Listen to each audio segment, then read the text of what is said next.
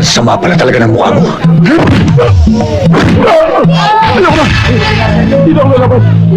Babae lang pala ang katapat mo. Tigilan! Bagong salta ka rito. Oo. Dapat malaman mo patakaran namin dito. Bawat dumaan dito, maglalagay sa amin. Nang ano? Ano pa, di pera. Para saan? Pambihira ka, para saan? Proteksyon mo para hindi ka magalaw dito. Maraming loko rito. Pero silang lahat, takot kayo mo ko. Ganun ba?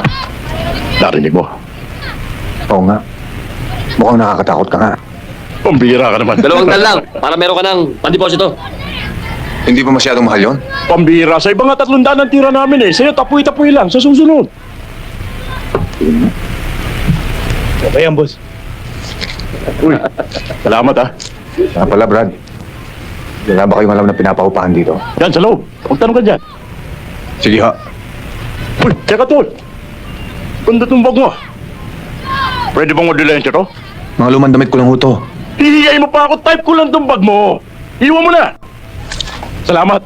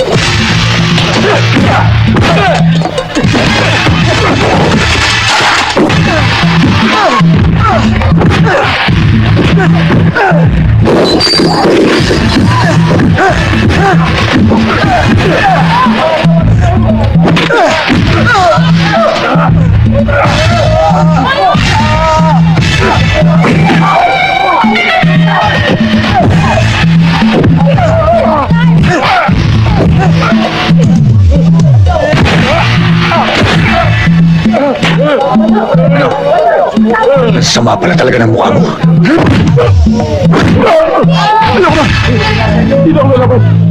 Babae lang pala ang katapat mo. Tigilan! Kayo na naman. Antitigas talaga ng mga ulo nyo. Sige, bulukin sa kulungan ng mga yan. Eko, Chairman, patawarin nyo na kami.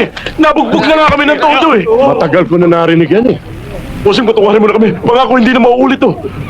Patawaran na ho natin sila, hindi na ako magreklamo. Baka hindi mo nakikilala ang mga bugok na yan. Pinaikot ka lang ng mga yan.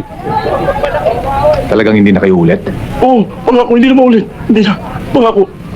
Kayo? Opo, hindi na po, hindi na po. Oo, bossing. Sige, sibat na.